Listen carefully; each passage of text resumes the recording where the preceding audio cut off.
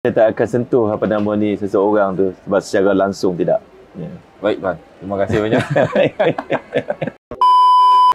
Okey, macam tuan sendiri masa dekat FAM tuan ada protege tuan sendiri? Ada tak yang pengadil yang bawah, pengadil muda yang bawah?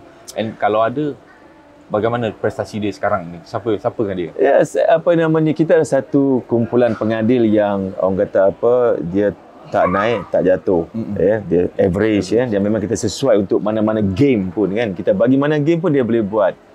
Ada setengah referee dia boleh buat cuma satu-satu game saja ya. Kalau dia ada game yang very big pressure contohnya, dia agak suka nak kawal saya takut juga nak bagi tahu nama-nama ni kan sebab kadang-kadang dia sebut nama nanti dia akan jadi apa nama tu, mungkin dia akan besar kepala, mungkin dia akan jadi terlampau hidung tinggi kan contohnya kan.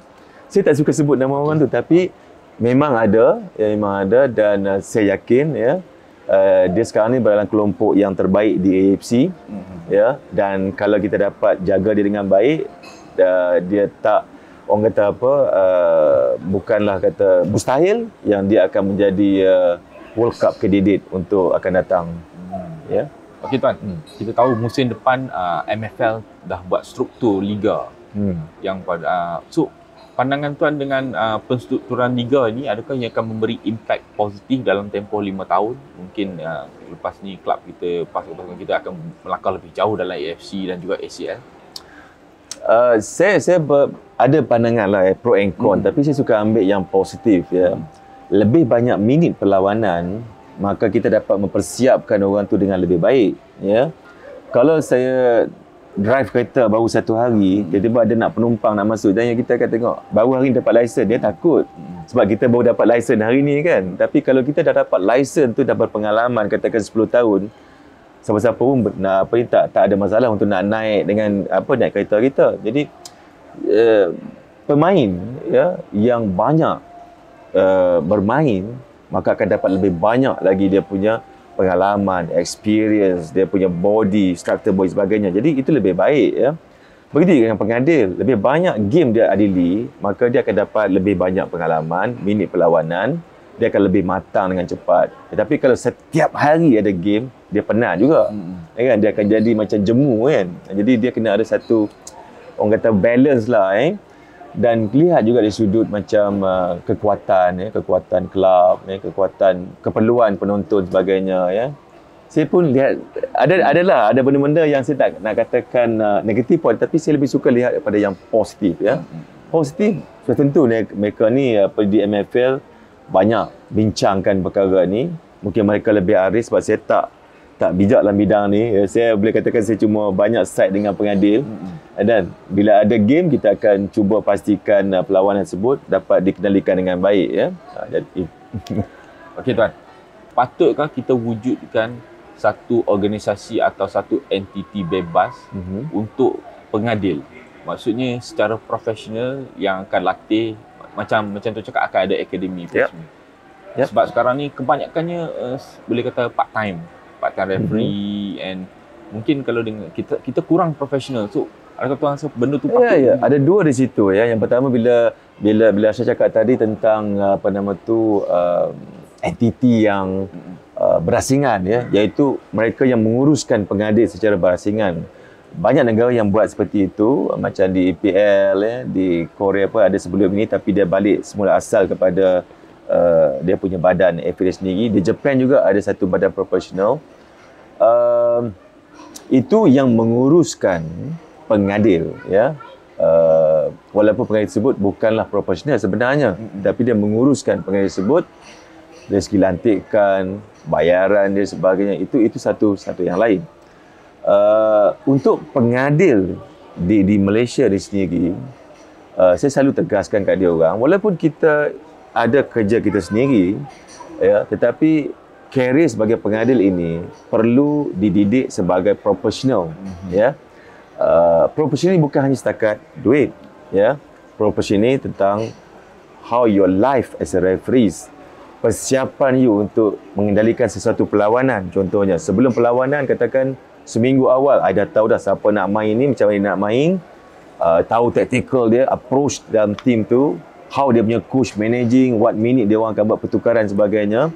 So benda-benda tu ada knowledge you become a professional by learning this way. Ya, tapi kalau you tak mau nak bergerak ke arah professionalism macam ini, you akan jadi pengadil yang biasa. Ya, but now yang tadi ni pula entiti yang berbeza. Ya, contohnya kita menyediakan satu platform, satu company lah contohnya, ya, yang mana dia ni fair, dia tak ada terlibat dengan mana-mana pasukan, itu okey. Dia akan muruskan pengadil, mana dia akan bagi segala allowance ke apa sebagainya, ya, latihan sebagainya, itu boleh, tak ada masalah, ya. Cuma berapa ramai kita boleh lantik sebagai seorang pengadil profesional, berapa banyak company yang berani untuk nak invest dia punya company, dia punya kewangan untuk nak adanya pengadil profesional. Tentu bagus. Bila you are really professional, you hanya fikir. Ini lain pula tadi tu tentang sikap dia kan. Tapi kalau professional dari sudut material, katakan support you punya life, ya, salary you, allowances you, so dia tak perlu fikir lagi pasal hutang, tak perlu fikir lagi pasal itu. Jadi tentu akan jadi pengadil ini akan lebih jelas, lebih baik, ya. Maksudnya dia akan concentrate tentang game as a referee, ya.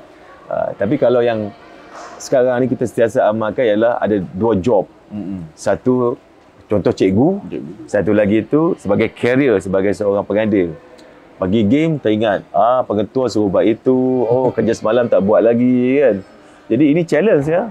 Cukup susah, kerja rumah budak ni aku belum semak lagi kan, semalam pengetua marah aku mungkin, jadi dia pergi game sukar, sukar dia banyak bawa dia punya, orang kata apa, ini nak kena, itu nak kena. Tapi kalau you only concentrate macam Nazmi sekarang, saya sebut nama, Nazmi Nasaruddin ni contohnya, he's focus only referee.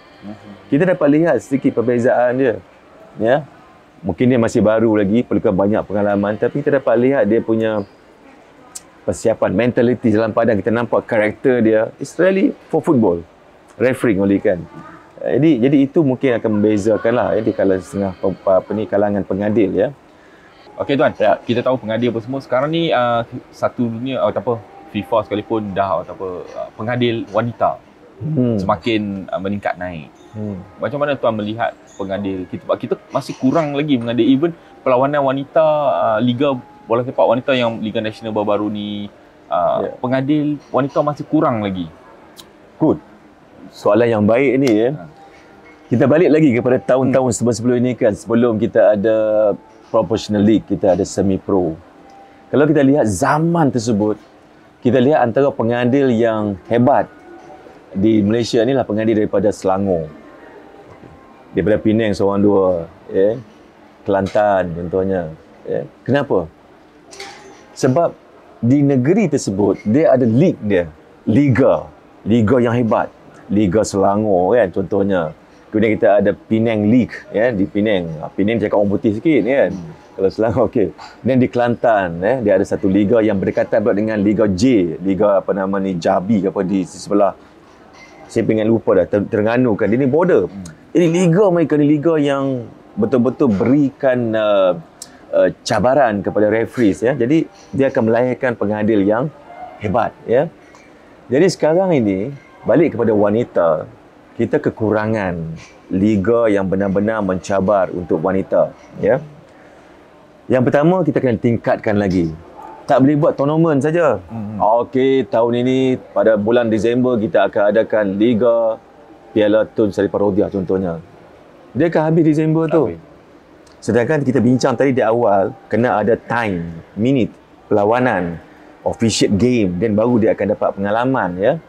Jadi untuk mendapatkan lebih ramai pengadil wanita, kita kena ada liga wanita tu sendiri, ya. Biar dia berterusan sepanjang tahun ni ada wanita tu yang akan mengadakan perlawanan, ya. Tetapi tak boleh habis kat situ. Untuk jadikan wanita ni lebih hebat, kita kena lihat bagaimana dia pula boleh officiating ataupun boleh referees di peringkat yang lebih tinggi. Youth, under 17 men game, under 20. Kalau lebih baik, masuk Liga Super nanti kan, untuk jadi seorang wanita di Liga Super. Why not, ya? Sekarang dah banyak dipraktiskan, ya, di UEFA contohnya ada 1-2 referee, Stephanie, France sebagainya. Dia juga officiate di peringkat men game, ya. di UEFA, Champions League sebagainya. Now di AFC sendiri, kita ada beberapa pengadil wanita yang mengendalikan perlawanan bermula di under 17, under 20, dan now they start thinking untuk pergi lebih jauh lagi, ya. Tapi bergantung kepada prestasi, dia bukan boleh macam gift kan. Oh, sebab kita nak bagi nampak perempuan, kita bagi macam gift, tak boleh. Dia mesti melalui proses peningkatan performance seperti mana lelaki yang lain, ya. Jadi untuk buat game lelaki ni pula, pengadil wanita dia kena lulus ujian kecergasan seperti mana untuk lelaki. Jadi kalau dia lepas yang itu, baru kita boleh pertimbangkan dia untuk buat game yang lelaki ini. Jadi balik pada tadi, yang penting liga itu sendiri kena ada platform yang mana kita boleh beri ruang kepada dia untuk melakukan aktiviti sebagai seorang pengadil. Kalau tak ada lah kan, susah lah kan. Jadi kalau tak ada, dia kena bersaing dengan lelaki lah pula. Ya, jadi tak boleh kata, oh tak ada, sebab Cikgu Dian kata kena ada liga wanita. Jadi tak ada liga wanita, aku tak boleh pergi ke mana. No, boleh lagi. Syarat dia tadi, lulus ujian kecergasan yang di mana dibuat oleh lelaki kan. Jadi kalau dia lulus yang itu, pergilah untuk yang main tournament. Tak ada masalah. Jadi dia tak ada kata ini untuk lelaki saja kan. Sebab dalam football ni pun, dalam laws of the game itu sendiri, law tu dia tak sebut gender dah pasal lelaki perempuan. Dia cuma sebut pengadil, referees kan. Jadi untuk football ni pun macam itulah. Tapi kalau you boleh lah. Kalau tak boleh, janganlah oh nak pergi juga kan.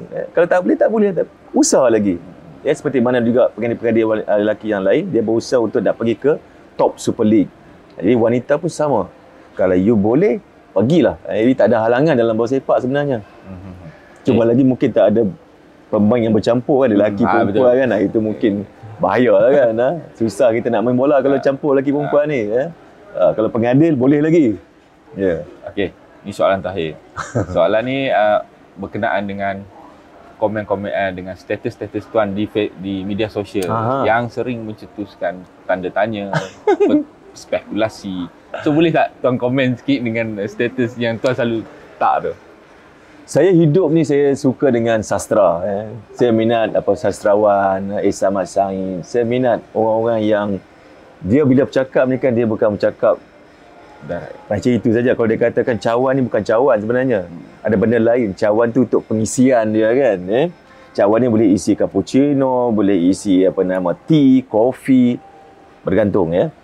Jadi saya belajar sikit sebanyak tentang macam dia orang ni melahirkan, meluahkan kan. Saya juga meluahkan. Saya meluahkan bukan hanya setakat di Malaysia. Saya meluahkan ni sebab apa yang saya lihat di negara luar. Kadang-kadang saya berjalan tengok, kadang-kadang anak Syria dekat luar. Baru ni tengok anak Syria dekat luar. Oh, jalan minta derma. Saya fikir kan, macam mana keadaan kita kan satu masa nanti. Jadi, luahan saya tu saya sampaikan dalam bentuk sedikit-sedikit lah fakta perkataan tu kan. Tak suka lah nak buat panjang-panjang kan, nak buat story. Saya bukan pandai buat story macam you kan. Buat story tarik panjang-panjang kan orang baca, tak. Saya juga nak tengok respons. Bila saya jadi instruktor pengadil, bila saya menjelaskan sesuatu insiden, saya ambil respon, tengok dia orang, apa pandangan dia orang. Saya nak lihat apa pandangan dia orang. Ada yang taksub, ada yang ekstrim, ada yang begitu. Jadi saya letakkan satu benda tu. Kadang orang fikir, bila saya sebut tuanku, dia orang fikir ini merujuk kepada seseorang kan. Saya tak kata saya suka dia ke, saya tak suka dia ke, saya tak peduli benda tu semua. Saya ada life saya sendiri. Saya ada family, saya ada orang yang saya suka kan. Tapi itulah, tuan, ya, semua orang ni sebagai tuan. You pun panggil saya tuan kan, selalu panggil saya tuan. Saya rasa macam suka nak terima kadang boleh panggil tuan kan. Dan hidup saya pula ni bermula dengan pekerjaan saya mula dengan government. Wah, kalau datang sikit-sikit tuan kan. Semua nak jadi macam tuanku lah kan. Jadi saya sebut tuan tu, saya ada sedikit beza dia, tuanku ya. Jadi itu untuk tarik perhatian lah sikit kan ya. Kemudian ayat-ayat di atas tu ialah merujuk kepada perasaan saya, luahan hati saya. Tidaklah spesifik untuk seseorang kan. Tapi kalau orang tu dia terasa, mungkinlah dia akan bagi respon. Kita pun nak lihat juga, orang ni respon sebab benda ini kan. Saya fikirlah. Jadi saya tak ada kata nak menghina ke orang itu, nak menjejaskan reputasi dia ke. Saya tak suka macam tu. Saya cuma nak lihat feedback. Dan hari ni saya mungkin terdetik satu benda, saya akan keluar dalam tu. Sebab saya jarang-jarang, bukan kata selalu saya keluar, jarang-jarang bila kata ada benda yang benar-benar saya rasa, oh, orang fikir macam ini rupanya kan. Fitnah contoh kan. Asyik awak aja kan. Orang bila orang cakap, tak. Kalau kita cakap fitnah, dia cakap tak kan. Oh, macam itu rupanya sikap orang setengah ni kan. Jadi ambil masa yang panjang juga bila saya masuk kat situ untuk nak luahkan luahkan. Dan yalah, kalau dia dapat terasa bagus juga kan, bukanlah saya nak bunuh dia, tak, saya minta maaf lah kan. Tapi kalau dia terasa benda tu ada melibatkan dengan diri dia, bagus. Bukan untuk Malaysia kan. Sebab ada juga kawan-kawan hantar ni translate balik, oh ini dalam bahasa dia kan, Russia ke kan, Spanish ke atau Arab. Orang Arab selalu suka, oh you cakap ini, yes something saya kata kita bebas kan, tapi kita adalah dia punya limit kan. Jadi saya agak benda tu, yalah, kadang-kadang seronok juga tengok orang bagi pandangan. Ada juga yang hantam kan, ada yang orang kata apa, personal message, PM PM kat saya, hantar, oh ini kan bahasa kotor-kotor boleh. Saya tak ambil hati, saya tak marah kan. Saya tak marah selagi tak kacau family saya lah. Kalau dia kacau family saya, itu satu hal yang lain lah. Tapi kalau setakat nak kata kat saya biasa dah kan. Daripada tahun bila lagi, 1990 berapa semenjak berkecimpung sebagai referee, 90 lagi kan. Dah banyak dah kena hantam ni kan, dah biasa sangat kan. Saya faham orang, sebab saya cikgu, belajar psikologi juga kan. Kita tahulah kalau budak macam ni kan, kita faham, boleh terima, tak ada masalah kan. Tapi kalau dia sentuh tentang family, mak bapak kita sebagainya, itu saya fikir banyak kali lah kan. Tapi insyaAllah saya akan berkarya lagi, akan datang, akan keluar lagi. Tapi bergantunglah kepada isu semasa sebagainya. Dengan bimbang saya tak sebut, saya tak akan sentuh seseorang tu sebab secara langsung tidak. Baik Tuan, terima kasih banyak.